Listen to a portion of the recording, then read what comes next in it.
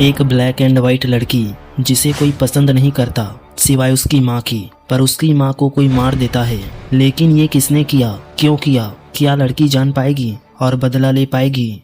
तो movie start होती है एक लड़की के जन्म से। अजीब बात यह है, लड़की के आधे बाल ब्लैक और आधे वाइट होते हैं, जिसकी वजह से लोग उसे नापसंद करते हैं, उसे अवॉइड करते हैं। स्टेला को इससे बहुत गुस्सा आता है, लेकिन उसकी मदर कैथरीन स्टेला को नॉर्मल लाइफ देने की कोशिश करती है। पर स्टेला के गुस्से के कारण उसकी माँ उसे क्रुएला बुलाने लगती है। स्टेला को स्टाइलिंग का बड़ा शौक है और वो बड़े होकर फैशन डिजाइनर बनना चाहती है।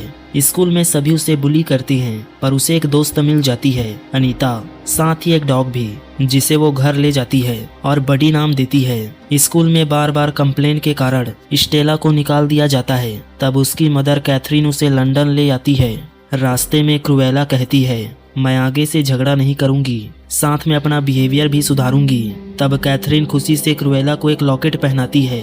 लंदन में जिस जगह वे आए थे वहां पार्टी चल रही थी। ये देख क्रुएला एक्साइटमेंट में अंदर जाने की जिद करती है, पर कैथरीन उसे कार में ही रुकने को बोलकर अपने एक दोस्त से मिलने चली जाती है। लेकिन स्टेला थी क्यूरियस, वो पार्टी में चली जाती है और पकड़ी जाती है। 3 डॉग उस पर अटैक करते हैं। स्टेला जान बचाते बाहर भागती है, जहां कुछ दूर उसकी मां अनजान लेडी के साथ खड़ी थी। स्टेला देखती है डॉग उस पर हमला न करके उसकी मां पर अटैक कर उसे नीचे गिरा देते हैं। स्टेला एक झटके में अनाथ हो जाती है, पर उसे अकेले ही सब कुछ करना था। वो किसी तरह अपनी जान बचाते हुए भागती है। भागते हुए उसकी मां की आखिरी निशानी भी छूट जाती है। तब स्टेला एक फाउंटेन पार्क के पास आकर अपनी मां को याद कर रोने लगती है। अगले दिन उसकी मुलाकात 2 लड़के जैस्पर और होरास से होती है। वे दोनों भी अनाथ थे और छोटी मोटी चोरी कर गुजारा करते थे। स्टेला भी पुलिस से बचने के लिए उनके पीछे जाती है। वे सभी एक खाली बिल्डिंग के नीचे चले जाते हैं, जो जैस्पर और होरास का घर था, और दोनों स्टेला को भी अपने साथ रख लेते हैं। स्टेला अपना लुक चेंज कर उन्हीं के साथ चोरी करते हुए बड़ी होती है, पर अभी भी उसका सपना फैशन डिजाइनर बनना है। ये देखते हुए होरास स्टेला के बर्थडे गिफ्ट के तौर पर उसे लिबर्टी स्टोन के जॉब का लेटर देता है, ताकि स्टेला लिबर्टी स्टोन के बॉस को इम्प्रेस कर उसके ऑनर के बुटीक तक पहुंच जाए। स्टेला अपॉर्चुनिटी खोना नहीं चाहती थी। वो हर तरह से अपने बॉस को इम्प्रेस करने की कोशिश करती है, पर उसका बॉस बहुत खड़ूस था। वो स्टेला को क्लीनिंग के सिवाय और कुछ नहीं करवाता था। स्टेला इससे बहुत डिप्रेस हो जाती है और एक रात ड्रंक होके स्टोर बंद होने के बाद स्टेला स्टोर के मेन स्टेज को अपने मन मुताबिक रीडिजाइन कर देती है। सुबह ये देख उसका बॉस बहुत गुस्सा होता है और उसे पुलिस के हवाले करने ही वाला होता है। लेकिन तभी शहर की सबसे बड़ी डिजाइनर बैनरिस आ जाती है। बैनरिस स्टेला के डिजाइन को देख बहुत इम्प्रेस होती है और उसे जॉब पर रख लेती है। यहाँ आके स्टेला बहुत खुश थी, उसका सपना सच हो गया था। यहाँ उसे पता चलता है बैनरिस एक सेल्फ ऑब्सेस्ड महिला है। वो अपने से ऊपर किसी को नहीं समझती और जीतने के लिए किसी भी हद तक जा सकती है। शुरू में बैनरिस स्टेला से काफी टफ काम लेती है और स्टेला भी उसके साथ काम कर बहुत खुश थी। एक दिन स्टेला घर जाते समय रास्ते में एक डिजाइनर शॉप दिखती है, जिसकी ओनर आरती थी। दोनों के बीच अच्छी दोस्ती हो जाती है। धीरे धीरे स्टेला बैनरिस को इम्प्रेस करने लगती है। बैनरिस उसे कॉम्प्लीमेंट तो नहीं देती, पर हमेशा उसे अपने साथ रखती है। स्टेला भी बहुत खुश थी और सब अच्छा जा रहा था।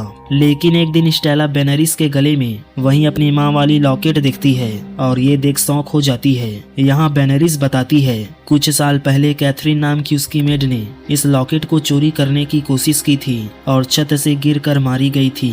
स्टेला को अपनी मॉम के बारे में ये सुन बहुत बुरा लगता है, क्योंकि वो जानती थी उसकी माँ चोरी नहीं कर सकती। स्टेला लॉकेट को वापस लेने का प्लान बनाती है और इसके लिए वो जैस्पर और होरास से हेल्प लेती है। प्लानिंग अनुसार स्टेला बैनरिस के घर की सारी जानकारी निकालती है, जैसे कैमरा कहाँ है, गार्ड कहाँ है और की कहाँ है। सारी प्रिपरेशन के बाद पार्टी के दिन तीनों बैनरिस के घर पहुंचते हैं। स्टेला बैनरिस को गुमराह करने का काम करती है। जैस्पर घर अंदर जाता है और होरास कैमरा को हैक करने का काम करता है।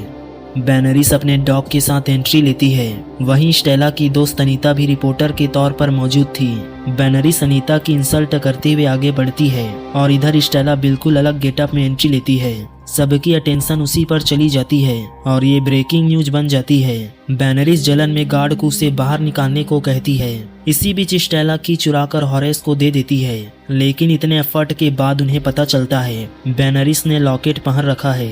स्टेला यहाँ बेनरिस को अपना नाम क्रुएला बताती है। इधर जैस्पर हॉल में चूहे लाकर छोड़ देता है। इसी अफरा तफरी में क्रुएला बेनरिस से लॉकेट ले लेती है और बडी को दे देती है, लेकिन बेनरिस डॉग के मुंह में लॉकेट देख लेती है और उसके पीछे अपने डॉग लगा देती है। यहाँ विसल की आवाज सुन स्टेला को कुछ याद आता है और वो समझ जाती है डॉग्स ने उस पर हमला न करके उसकी माँ पर अटैक क्यों किया। स्टेला जान जाती है इन सब के पीछे बेनरिस है और उसी ने उसकी माँ को नीचे गिराकर मारा था, लेकिन ये नहीं समझ पाती उसने ऐसा क्यों किया।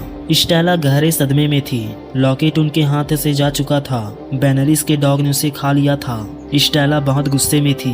वो अपनी माँ के मौत का बदला लेने की सोचती है और पूरी तरह क्रुएला में बदल जाती है। वो जैस्पर और होरेस को बेरनिस के डॉग को किडनैप करने को कहती है और दोनों डॉग को बड़ी आसानी से किडनैप कर लेती हैं। फिर स्टेला अपनी दोस्त अनीता को भी इमोशनल अत्याचार करके बेनरिस के खिलाफ लिखने को मना लेती है। वहीं आरती को भी अपने प्लान में शामिल कर लेती है। क्रुएला खुद स्टेला बनकर बेरनिस के पास अपनी जॉब में चली जाती है ताकि बेरनिस पर नजर रख सके। स्प्रिंग कलेक्शन प्रेजेंटेशन में सभी बेनरिस की फोटो खींच रहे थे।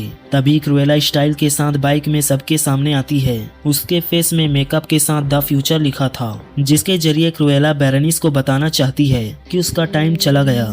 क्रुएला फिर बेरनिस की जगह हेडलाइन में आ जाती है। बेरनिस चिढ़ी हुई अपने आदमी से क्रुएला की जानकारी निकालने को कहती है। सिलसिला ऐसे ही चलता रहता है। क्रुएला हर बार बेरनिस की जगह आकर खुद हेडलाइन बन जाती है। हर बार यूनिक ड्रेसअप स्टाइल से सबकी नजर अपनी ओर खींच लेती है और इससे बेरनिस बहुत गुस्सा थी। क्रुएला की कोई जानकारी भी उसके हाथ नहीं लग रही थी। इधर स्टेला बेरनिस को खुश करने के लिए उसे सुंदर ड्रेस बनाकर देती है। बेरनिस को ड्रेस बहुत पसंद आती है। वहीं दूसरी तरफ जैस्पर और होरेस को बेरनिस की बुटीक भेज मिसगाइड करती है, जैसे कोई उसके शो के ड्रेस को चोरी करना चाहता है। बेरनिस भी परेशान होकर सारे शो ड्रेस रूम में लॉक करवा देती है और स्टेला लॉकर के साथ कुछ कर देती है। शो के दिन ड्रेस रूम का लॉकर खुलता ही नहीं और भारी मशक्कत के बाद खुलता भी है तो अंदर से बहुत सारे बटरफ्लाई बाहर आते हैं। बेरनिस देखती है सारे ड्रेस खराब हो चुके हैं। दरअसल स्टेला ने बेरनिस के ड्रेस में कैटरपिलर की बिट्स लगा दिए थे और सभी कैटरपिलर ने बटरफ्लाई के फॉर्म में आकर सारे ड्रेस खराब कर दिए। बुटीक से बाहर आने पर सभी देखते हैं क्रुएला अपना शो स्टार्ट कर चुकी है। क्रुएला की एंट्री से बेरनिस बहुत गुस्से में आ जाती है कि क्रुएला ने कैसे उसके डॉग की स्किन से अपना ड्रेस बनाया है। क्रुएला जब खुशी खुशी शो से घर पहुंचती है तो बेरनिस वहां पहले ही मौजूद थी। जैस्पर और होरेस भी उसके हाथों बंदी बन चुके थे। यहाँ हमें पता चलता है क्रुएला ने उसकी डॉग की स्किन का यूज नहीं किया था, लेकिन बेरनिस फिर भी क्रुएला को बांधकर उसके घर में आग लगा देती है और उसके दोस्तों को क्रुएला के मौत का जिम्मेदार बताकर जेल भेज देती है। क्रुएला भी आग में झुलसकर बेहोश हो जाती है, पर बंद होते आंखों से वो किसी को पास आते हुए देखती है। दूसरी ओर मीडिया में क्रुएला के मौत की खबर फैल जाती है।